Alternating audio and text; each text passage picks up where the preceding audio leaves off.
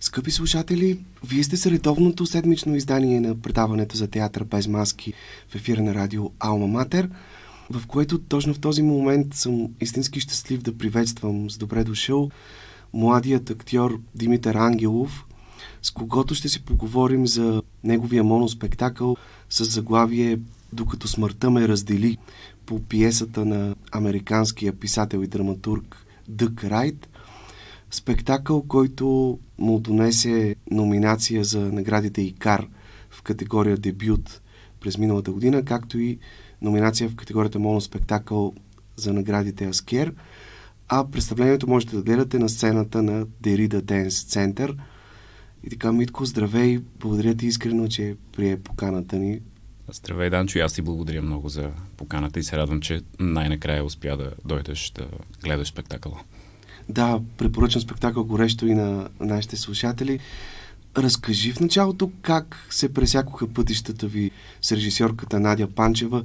Доколкото разбрах, за да стигнеш до този моноспектакъл е трябвало да преминеш през специален кастинг, на който едно от най-сериозните изисквания е било участниците да владеят много добре, почти перфектно английски и немски език, тъй като това е нужно за самия спектакъл, за ролите, за образите, които пресъздаваш на сцена. Ти самия, връщайки се назад във времето, какви спомени пазиш от този кастинг? Ами, аз доколкото си спомням, имаше изискване за английски език, за немския изискването беше да актьора да поразбира поне и да има някакъв опит с езика, защото аз и не го владея перфектно по никакъв начин. Аз по-скоро се правя, че го говоря от сцената, но имам достатъчно представа за фонетичните особености на езика, за въобще самата лингвистика, така че не е като да съм изцяло бос в тази материя. Иначе от самия кастинг, спомените ми, сега ние с Надя се познаваме отпреди, нали, това не е тайна, но тя ми беше изпоменала също за идеята, че иска да прави този моноспектакъл, но това, че се познаваме, не е изиграло кой знае каква роля. Кастинга беше и пред нея, и пред тогава продуцентите от Spam Studios.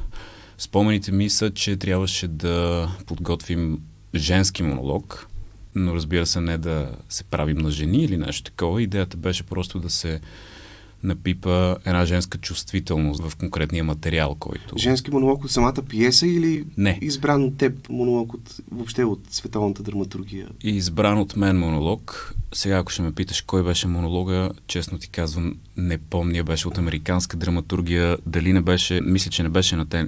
Не мога да се сети, съжалявам. То вече мина доста време, а и беше малко в последния момент подготовката. Но си спомням, че беше много, много интересна задача, защото така, точно това да напипаш женската чувствителност без да играеш жена или нещо такова. Спомням си, че преди не съм правил нещо такова и това беше запомнящо се един вид. В случая говорим за женски монолог, тъй като основната героиня в този спектакъл, Шарлоте фон Маусдорф, е жена и то реално съществува личност, най-колоритната, най-ексцентричната и може би най-популярната транссексуална жена в Германия през 20 век. Вашето представление проследява нейния живот, нейната необикновена съдба, свързана с 3 различни епохи. С нацистка Германия от времето на Третия райх, с комунистическия режим в бившата ГДР и годините на демокрацията в вече обединена Германия след падането на Берлинската стена. Точно така, да. Теб самия с какво те впечатли, изненада и докосна най-силно историята на тази жена? Ами, ти казваш думата транссексуална, защото предполагам и тя носи една така политкоректност, но по това време тя самата е наричала себе си травестит, което за тогавашното време това не е била дума с така по-негативна или обидна конотация. Затова и всъщност ние употребяваме в представлението тази дума, тъй като автора така я е написал, самата Шарлоте се дефинира като такава.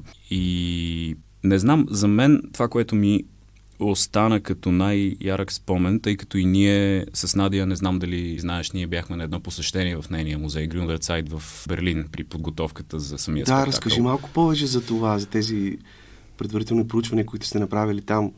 Знам, че и в музея на Щази, на комунизма сте успяли да отидете така, за да се запознаете с контекста и с историческите събития.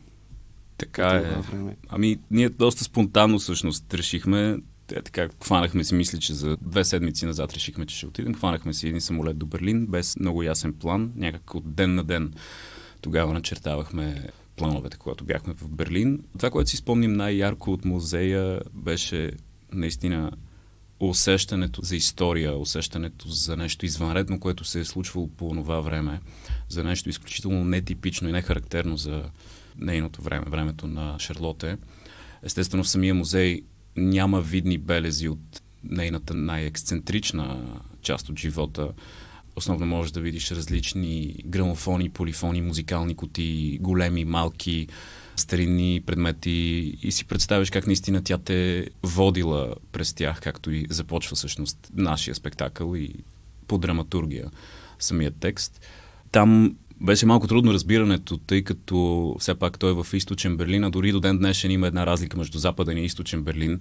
Там хората, които бяха съдържатели на самия музей, те не говориха английски, което мен доста ме изненада, защото когато отидеш в Берлин, колкото повече не влизаш в източната част, толкова повече наистина виждаш едни много по-нехарактерни неща за това, което ние знаем, например, за съвременна Германия и съвременен Берлин, това, което сме чували. И разликата между източен и западен Берлин все още осезаема, нагледна. Тя, за съжаление, си пролича и в последните избори в Германия по отношение на крайно десния вод там. Но така да, разбира се, не искам да правя някакви обобщения. Проблема беше, че аз с моите скромни, ограничени разбирания по немски така се опитвах да комуникирам с част от хората там. Нямаше и указания на английски. И за това се разбрахме с тях да отидем един последващ ден, когато те ще доведат човек на английски, който говори английски, тъй като идеята беше ние да направим малко по-обстойно проучване.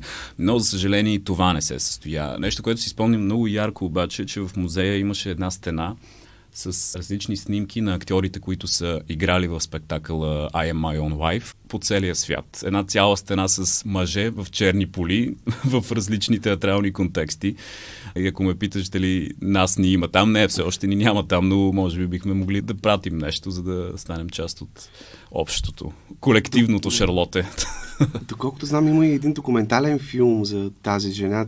Ти успя ли да го гледаш? Гледах различни кадри от него, тя Надя ми го прати тогава. Самият той е доста ексцентричен в един странен киностил. Не знам, има доста, каква е думата, disturbing неща в него, като начин на заснемане. Това, което се показва, много е, не знам, нестандартен. Той не е и нещо като документален, т.е. не е съвсем документален. Мисля, че там участва самата Шарлоте фон Маусдорф и има актьори, които играят Шарлоте в нейния живот като по-малка, когато е била юноша, след това като малко по-голяма, и тя от време на време влиза в кадрите и разговаря с самите актьори и казва: да, тук стана еди какво си, а ние преди това виждаме как, примерно, е представена определена сцена от нейния живот. Но със сигурност беше нещо, което ни помогна и за спектакъла.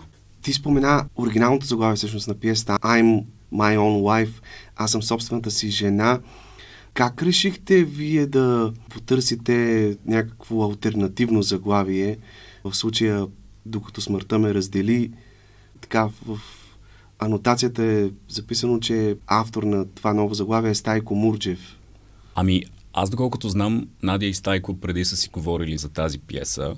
Стайко мисля, че искал да я прави. Не съм сигурен, нали, за тази част от историята, но Надя реши да пусне едно проучване в Инстаграм съвсем спонтанно, как, нали, хора, които видят нейното стори, биха превели това заглавие. И един от коментарите е бил точно на Стайко с предложението, докато смъртта ме раздели, тъй като той познава и самото съдържание на пиесата. Да, то това е реплика от самата пиеса. Ами, не, това, което ти чу, е наша лека добавка, но в точен момент, нали, ние не си позволяваме да редактираме автора, но си мислим, че точно в този момент не пречи да добавим и заглавието, което сме решили да използваме. Причината да искаме смяна на заглавието е, че някакси на български буквалния превод, първо превода на Любов Костова беше "Аз жена ми". След това пробвахме ние някакви други варианти. Аз сама съм си жена, нали, буквалното. Но някакси, за съжаление, в нашия театрален контекст това препраща доста към един друг тип представление от типа на "Жена ми се казва Борис" и така нататък. И ние много се смяхме за това, нали, си казахме, не, може би искаме нещо друго, което тотално да не води към подобни асоциации. И изведнъж Стайко излезе с това предложение, което само по себе си носи духа на цялата пиеса. Да, ти самия как го тълкуваш? Тъй като в него със сигурност има и ирония, но изразът "докато смъртта ни раздели" присъства много често по време на бракосъчетания, когато двама души сключват брак. Не случайно във вашия спектакъл звучи сватбения марш на Менделсон от една музикална кутийка, докато в това леко нюансирано заглавие при вас, като че ли се усеща самотата на тази жена, че освен през всички други трудности, през които тя трябва да премине, тя е обречена да живее и без любов. И както се казва в спектакъла, аз съм си мъж и жена, нали, и всичко. Тя самата. Ами да, това е много интересен аспект, защото не знам, аз не мисля, че живот без любов е същински възможен и затова тя е влагала любовта си в много различни неща. Сега тя е имала, от самата история става ясно, че е имало един антиквар, който се казва Алфред в нейния живот, който е представен като всъщност може би най-голямата й любов. Но истината е, че самия автор не е до край убеден каква част от историите, които Шарлота разказва за себе си, са верни и коя не. Всъщност самата пиеса на автора е изградена на този принцип на съмнението, на неговото собствено съмнение при изследването на нейния живот. Това е причината той да вкара себе си като персонаж вътре. И всъщност големия конфликт в пиесата е какво да включи той и какво не в цялата пиеса. Какво да определи като истина и какво не. Всъщност по темата за любовта аз мисля, че тя не е била, така да се каже, самодостатъчна си, нали, в най-лошия смисъл на думата. По-скоро има много проявления на нейната любов, които тя осъществявала. Тя е помагала, както става ясно и от текста на бежанците, още по време, когато е била малка, по време на бомбардировките в Берлин. Впоследствие тя е приютила цяла една общност на хомосексуалните, която още присъства в Берлин от ваймарския период в мазето на своя музей след идването на комунизма. Да, тя успява да спаси един бар, култов бар за Берлин, който с нахлуването на съветските войски бива разрушен и тя го приютява в мазето на своя музей. Това е бар, в който се събират хомосексуални мъже и жени, артистични бохеми, авантюристи от всякакъв тип, както разбираме. Бертолд Брехт, Марлене Дитрих са били чести посетители там. И това е една общност, която така се събира около нея. А това, което е наистина впечатляващо в твоето изпълнение е, че в случая, освен образа на тази жена, ти влизаш и в много други роли. Какъв е брой на персонажите, които играеш всъщност? Ами, аз не знам, мисля, че по пиеса са около 30 и няколко. Сега ние не сме включили със сигурност. Има сцени, които не сме включвали в спектакъла, но не мисля, че е важно какъв е точния брой. Аз самия нямам идея. В един момент те са... Въпросът е тук, колко трудно ти е това непрекъснато прескачане от образ в образ, което се случва изключително динамично в хода на спектакъла, буквално за секунди. Ти го постигаш с една невероятна вътрешна и външна пластичност, променяйки понякога дори само едни съвсем минимални детайли, минимални щрихи, както от гледна точка на жестове, походка или на лицевата експресия и така също и на гласа ти, с който работиш виртуозно в спектакъл и благодарение на това всеки един от тези персонажи има свои специфични, ясно разпознаваеми гласови характеристики. Ами, благодаря ти много. Виж, аз за това не обичам много да говоря, нали, за броя на персонажите. Аз не смятам самия, че изграждам чак толкова много, така да се каже, по метод актинг, нали, персонажи отделни. Понякога голяма част от тях са просто пистолетни, с леки включвания и средствата, които, нали, аз ползвам, ти каза се понякога с сменена лицева експресия, смяна в гласа, защото просто целта ни всъщност е да проведем зрителя през цялата история и тези персонажи в един момент просто се нанизват като на една броеница един по един Понякога има такива, които играят много по-голяма роля в разказването на цялата история. Това са персонажите на Дък, това са персонажа на Джон, на Алфред, в които има много повече психология при самото им развитие и много по-осезаемо присъствие. Докато има и такива, които са просто за малко преминават и те са доста както употребих думата пистолетни малко по-рано. В един момент ти спираш да броиш персонажите, просто си задаваш въпрос, каква цел изпълнява този герой в цялата история и не знам, така може би става и по-лесно за тебе да носиш бремето на това да представиш толкова много персонажи. И е важно да кажем, че ти минаваш и през много емоционални състояния, тъй като в този спектакъл има доста различни жанрове. Има една, така да я наречем, кабаретна част, има немалко брехтовски елементи, насочени директно към зрителите, актьорски коментари на действието, има и едни по-класически, както и ти каза, психологически, така тип театрални сцени, много гротеска, много хумор, усеща се така и полъха на немския експресионизъм, самият образ на тази жена травестит го предполага. Как всъщност успяваш да изградиш цялата тази парабола на ролята, на ролите в спектакъла и буквално да жонглираш между всички тези различни жанрове и емоционални състояния? Първо за това заслуга със сигурност има най-вече режисьора Надя Панчева, която имаше предварително цялостна визия за това как иска да изглежда спектакъла, както и сценографа Илина Грозева, човека, който прави музикалното оформление, Георги Георгиев Антика, заедно с Мария Радева. Как успявам, не знам, както при всяка една актьорска работа, с репетиции, защото формата на самото представление е доста нестандартен. То е нещо, през което дори аз в част от обучението си в надвис, не съм се сблъсквал с такъв тип работа. Може би работата ми в дублажа, която аз имам, тъй като аз основно се занимавам и с озвучаване на филми, сериали, реклами. Там има един рефлекс, който се натренира и...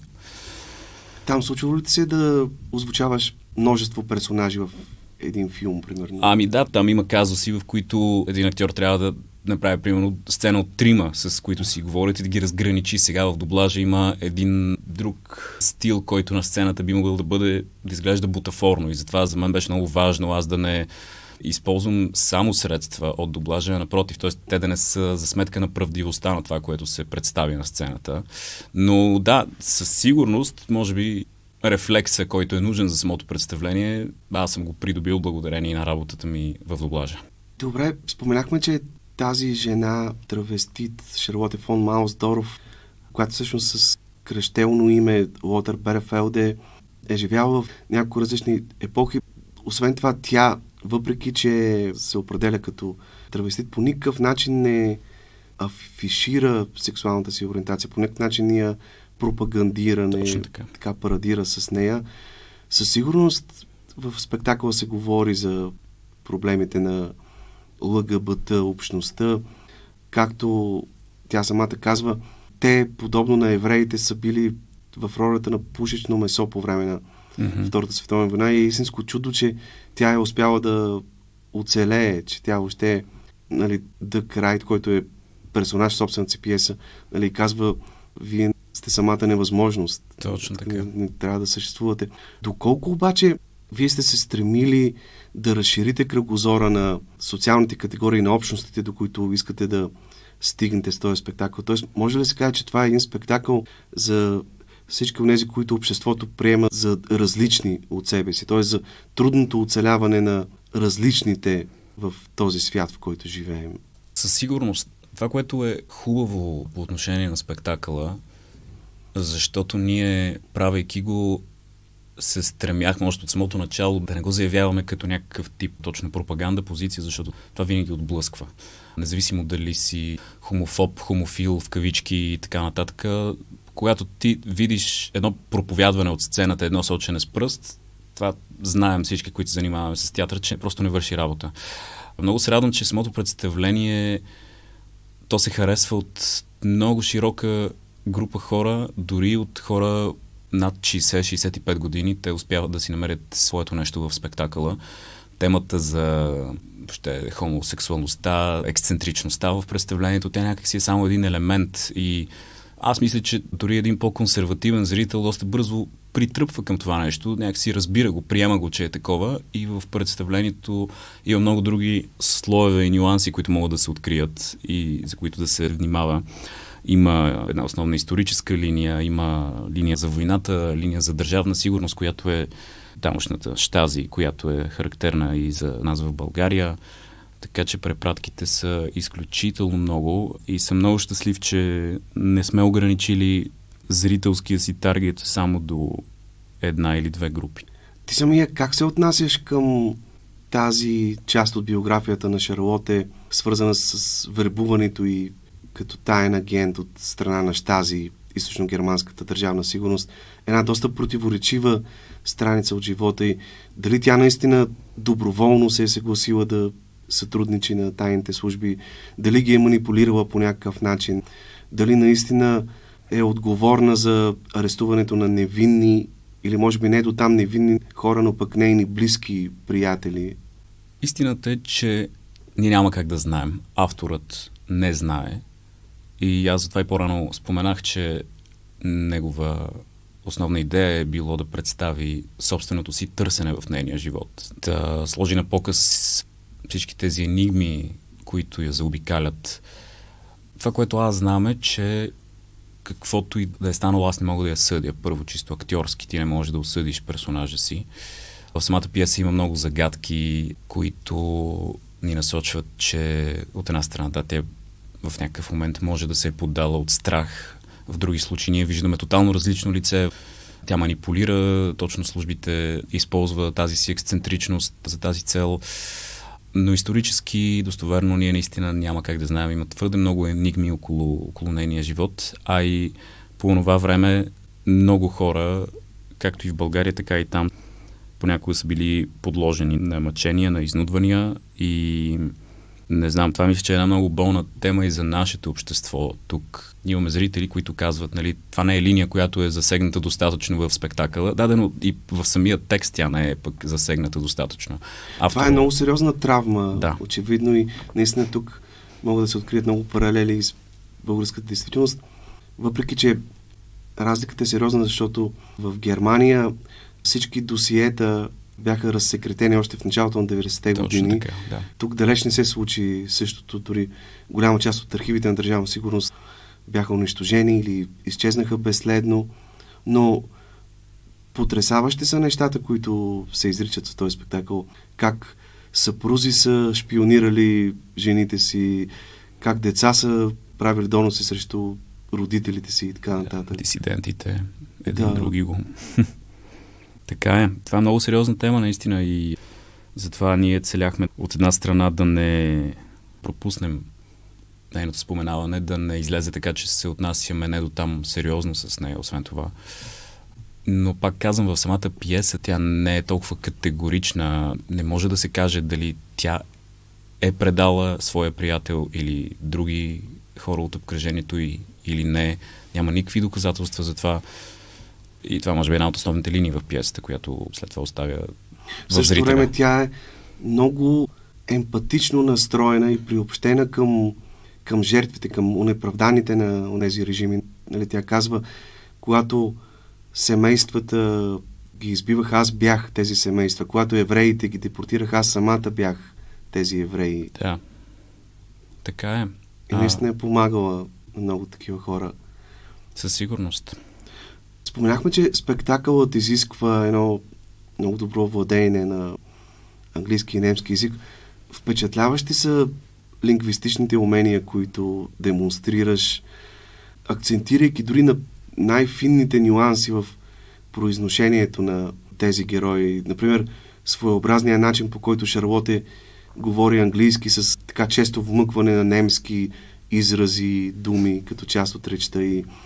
Или начинът, по който Джон говори немски с силно изразен американски акцент, докато превежда въпросите на приятеля си Дъг. Да, там има един момент Горлами, както се казва. Горлами препратка към филма Inglourious Basterds на Тарантино, в който и Брад Пит така говори италиански. Много хора правят и тази препратка и се радвам, че стига.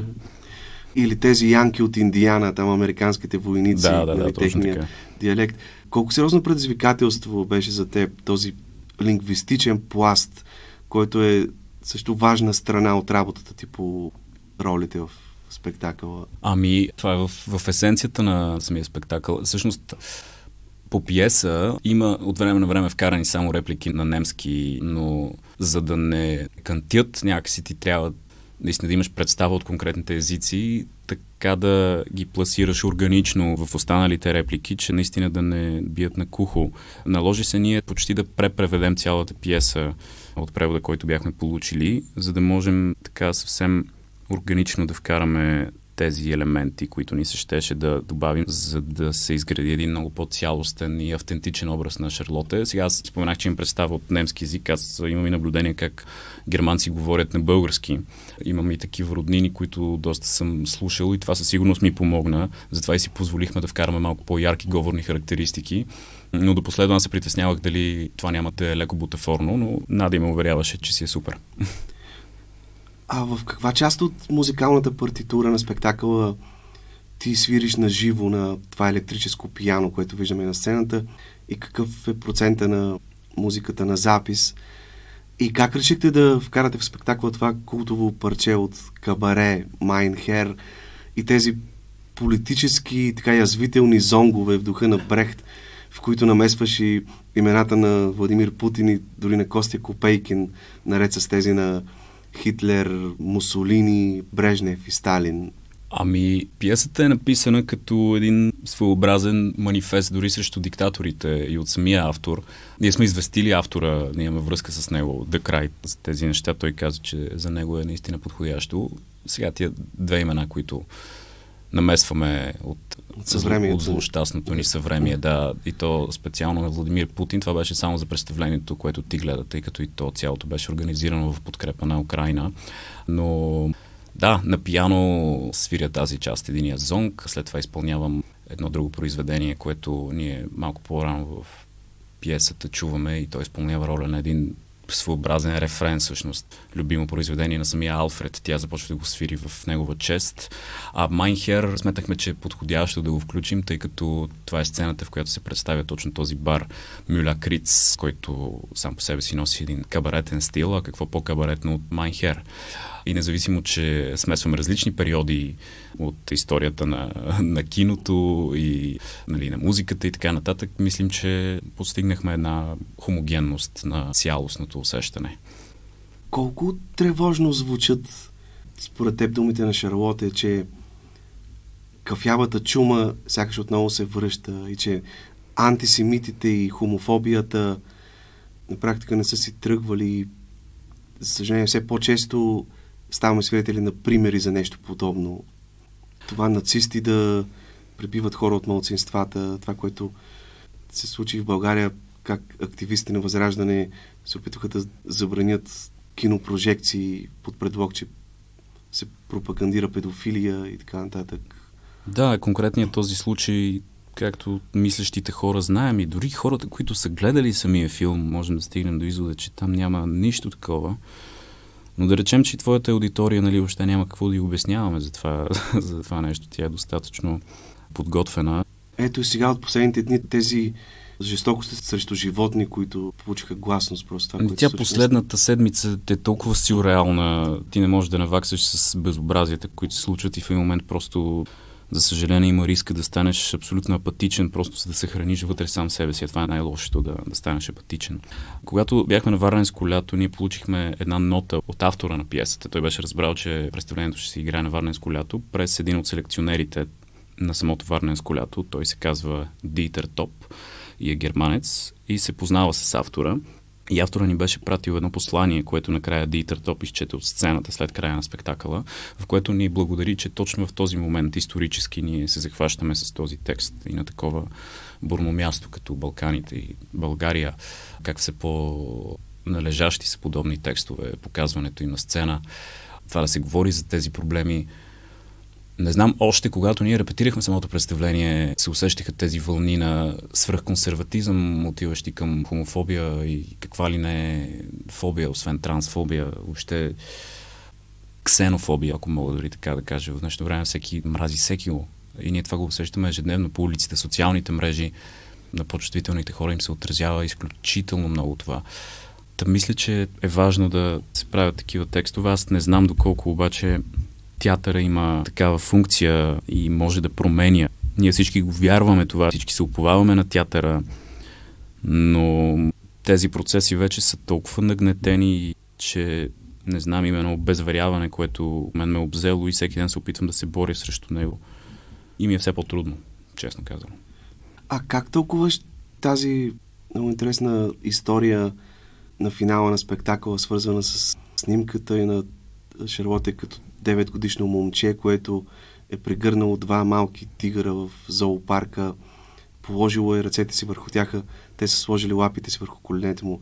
Ето, някакси като контрапункт на тези зверства, които излязоха последните дни, нали, които се вършат с различни животни.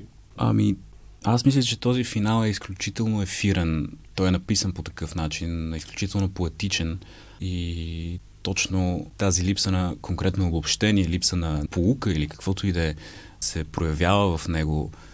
Ние виждаме Шарлота като едно малко момченце и в тази снимка, която, нали, зрителите имат възможности да видят по време на самото представление, проектирана на диапозитив, там се вижда и искрата в очите на това момче, чийто живот те първа предстои, нещата, които до този момент зрителя е чул и видял от сцената. И още от тогава се вижда тази му готовност и този непокизъм в най-добрия смисъл на думата. Това безстрашие, дори в този момент ние не знаем въобще контекста около самата снимка. Ние просто виждаме снимката, тя е пристигнала при самия автор, без да знае нищо. Няколко дена след смъртта на Шарлота за нея. И това, което му остава, само е да спекулира върху нея, само да предполага. Мисля, че само гледайки тази снимка, човек може да разбере, що за същество е била тя или той, като лотър, като малък. А споделяш ли мнението на този психиатър, един от персонажите, които играе в спектакъла, че тази жена е психично болна и страда от аутизъм? И всъщност това, което изговаря, не са лъжи, а е като някакъв вид самолечение. Със сигурност се споделя мнението, че това е вид аутизъм. Ние преди малко споменах, че е изключително трудно за по-чувствителните хора да живеем в днешното съвремие. Някакси всеки си изгражда собствените илюзорни замъци. Така че част от тази пък диагноза, да, частично може да е вярна, но все пак става въпроси за тогавашната психиатрия, която е била доста консервативна, която, сега разбира се, това не са били времената, в които хомосексуалните са били зачитани като психично болни, но самия образ на психиатър е изграден като един контрапункт на финала, така че по никакъв начин не споделям неговата диагноза. Добре, това е твой първи моноспектакъл. Как се чувстваш сам на сцената? Някой казва, че това е ужасно. Висш пилотаж в актьорската професия. Колко трудно е да знаеш, че нямаш партньор, на когото можеш да се опреш, от когото да получиш подкрепа.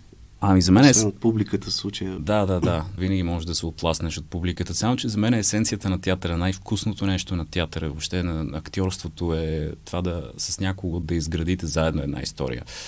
Отговорността е изключително огромна. Аз през какви кризи не минавам преди да изляза за първата сцена. Дори 2 дена преди да дойде това представление, аз ставам един болнав такъв.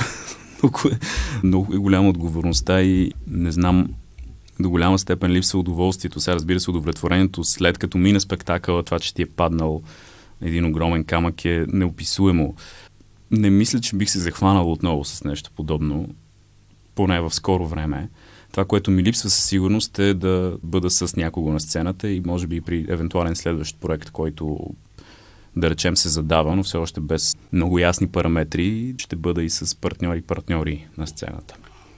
А тъй като стана дума, че този спектакъл ти донесе номинация за наградите ИКАР, след това и за Скер, ти самия как прие тези номинации, това признание и доколко те допринесоха за по-дългия живот на това представление, тъй като то е все пак независимо представление.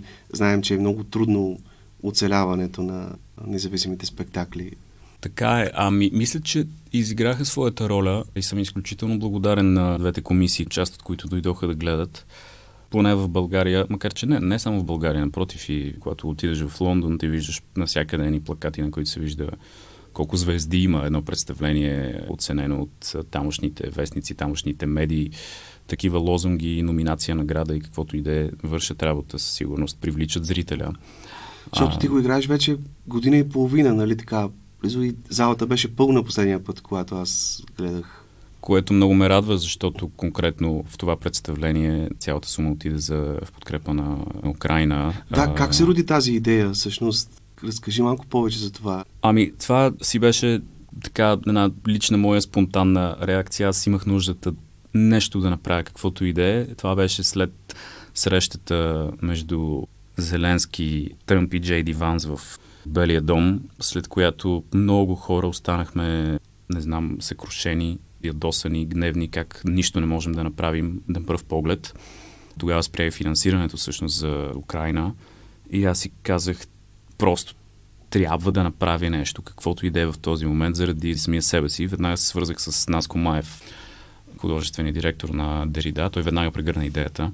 И сега ние сумата, която събрахме, разбира се, тя не е колосална, не се и очакваше да бъде, но този жест е един вид позиция, който аз в този момент исках да изразя. Дори и правителства да не финансират, мисля, че обективно мога да кажа, добрата страна в тази война, нападнатия в тази война, аз си представях как огромни малки единици по целия свят започват да отделят кой каквото може, просто за да подкрепят, не знам, цялата тази безумщина, да подкрепят Украйна, защото, както се казва, паднали Украйна, пада и Европа. За съжаление, и от тогава до сега прогресът не е много голям. Ти може би следиш какво става като журналист.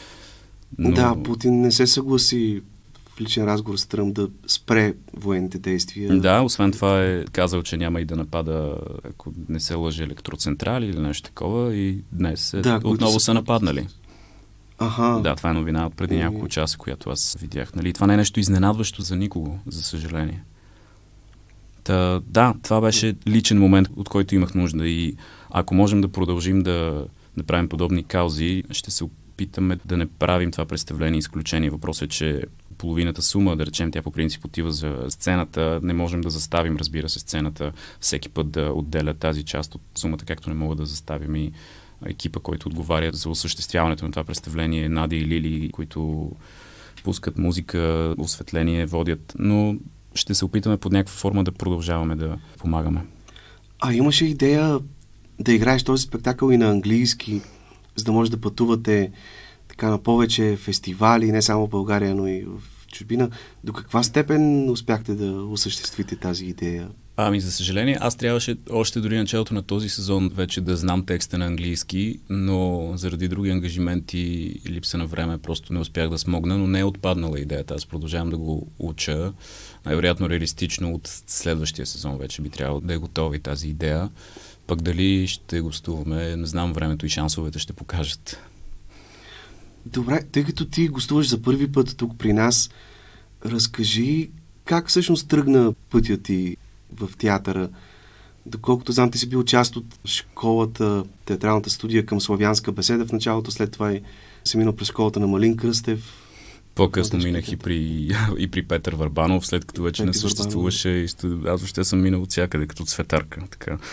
Но си мисля, че съм успял да взема най-доброто от всеки. Това са двама изключителни професионалисти. При тебе са гостували, самия той гостувал, Петър Върбанов, хора от неговата студия, които в момента са едни от водещите лица, както и от студията на Малин Кръстев, са едни от най-разпознаваемите и обичани наши актьори. Да, там тогава се зароди най-силно любовта ми към театъра. През 3 студии съм си взел по нещо, съм научил по нещо. Това са едни огромни вдъхновители. Малин Кръстев и Петър Върбанов. Това са хора сърца, които са давали и продължават да дават изключително много на младите, независимо, че Малин в момента няма действаща студия. Той винаги се интересува какво се случва с младите, с негови стари студийци. Петър Върбанов продължава да има студия, слава богу, в момента даже знам, че готвят спектакъл.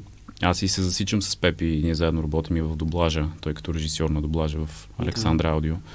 Даже преди няколко дена пак имахме запис. И мисля, че това са двамата души, които са оставили най-ярка следа в мен, чисто театрално. А какво се случи, че не успя да завършиш надпис? Ти беше в вкуса на Пламен Марков, дори играеше в едно негово представление вечерята на сцената на Театър София.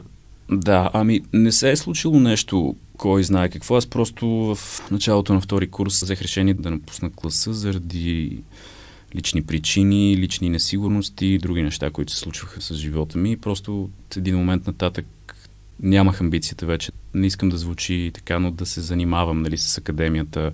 Не би се върнал отново? Не защото се мисля за завършен актьор или за актьор, който владее всичко. Напротив, аз мисля, че няма въобще уважаващ себе си актьор, на колкото и да е години, да каже аз съм завършен актьор. Ти никога не си завършен актьор. Ти продължаваш да се учиш от всяка една среща с публиката, с партньорите си, с определена драматургия, текст, сценарий и така нататък.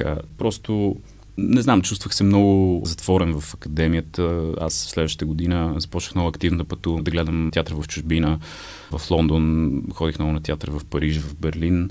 Просто имах нужда да усетя малко, не знам, отвореността на света в крайна сметка. В академията се чувстваш много затворен. Естествено там срещите ми с отделни преподаватели са ме обогатили изключително много. Аз съм благодарен и на професор Пламен Марков, на Калин Ангелов, на асистента ни Анастасия Лютова, на прекрасна любима моя актриса. А не мислиш ли, че ако нямаш документ за завършено актьорско майсторство, това може да ограничи достъпът и до театралните сцени, да получаваш по-малко покани от директори на театър, режисьори и така нататък? Да, това си е проблем, който е на лице, само че аз не обвинявам никого за него. Освен това, аз на този етап не искам да работя на щат някъде. Аз записах да уча международни отношения в Софийския университет. Ще ми се да развия и така едни други умения, не свързани с актьорството, което не значи край на театъра за мен. Надявам се, даже ето сега това лято ще правим с мой приятел, който има театрална компания в Лондон, едно представление, което ще изиграем на фестивала Единбург Фринч през август, от 1 до 9 август. Така че аз мисля, че ако... А тук в България ще го покажете ли? Не знам дали има такъв план на този етап. Зависи, ако го покажем, ще го покажем на английски, да видим какво ще стане. Сега за един друг спектакъл си говорим с един млад режисьор, който евентуално е възможно да се случи, но не знам, това с дипломата е една тема, която все още така естествено ме занимава, но на този етап нямам енергията и не знам, не искам да отделям това време да се връщам пак в такава академична среда. В представлението, докато смъртта ме раздели, Дъг Райт разказва как веднъж, докато се разхождал из Берлин, е видял на една неразрушена част от Берлинската стена надпис с ярка боя "Изкуството оцелява". Mm-hmm. Колко трудно е, особено за така независим актьор, като теб, част от независимия сектор, да оцелява в света на изкуството в днешно време, на свободна практика? Какво ти коства това? Налага ли ти се да работиш и други неща, за да се издържаш? И как виждаш бъдещето си? Да, аз мога да говоря от свое име, не от името на колегите си. Знам, че е изключително трудно. Слава Богу, аз имам достатъчно ангажименти в различните проявления на дублажа, пък оттам основно си изкарвам и парите и затова мога да, както се казва, свободно да творя, когато изобщо творя, каквото и да значи творя. И за съжаление има два аспекта този въпрос. Един е финансовия. Дали това независимо изкуство изобщо може да ти осигурява достойно живеене, а другия аспект вече е и дали тази духовна добавена стойност, заради която ние всъщност се хвърляме с главата напред и се занимаваме с това, все още съществува на фона на всичко, което се случва, защото то е толкова обезмислящо. И трябва много да знаеш защо си в тази професия, защо излизаш всяка вечер за колегите, които излизат всяка вечер пред публиката, какво им казваш, защо им го казваш. Не знам, мен, например, в момента да живея ежедневието на един щатен актьор, за мен би било убийствено това.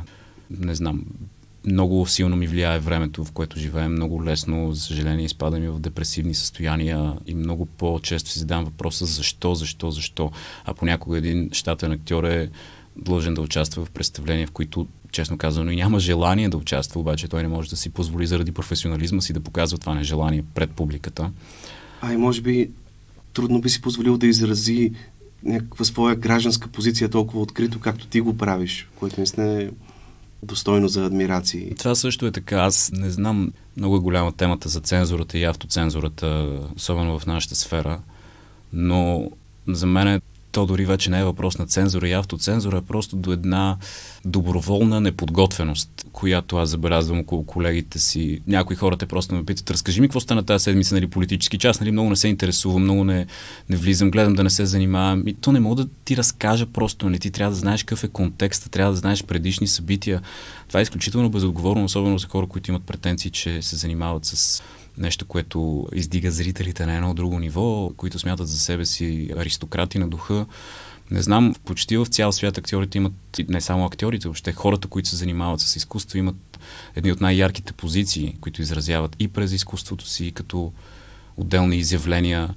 Само тук това не е така. И това е, за съжаление, насъдено още от комунизма. Ето, да се върнем и към тема, свързана с пиесата, държавна сигурност и така нататък.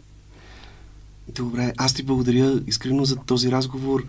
На добър час. Много ти благодаря, Данчо, и много се радвам, че ти беше толкова подготвен първо за самата пиеса, запомнил си толкова много части от нея, само от едно гледане. Наистина удоволствие да говориш с човек, който е толкова подготвен в нещата и си личи отношението. Продължавай да правиш това, което правиш. Ние изключително много ти се радваме и ще те подкрепяме. Благодаря ти. Благодаря ти искрено.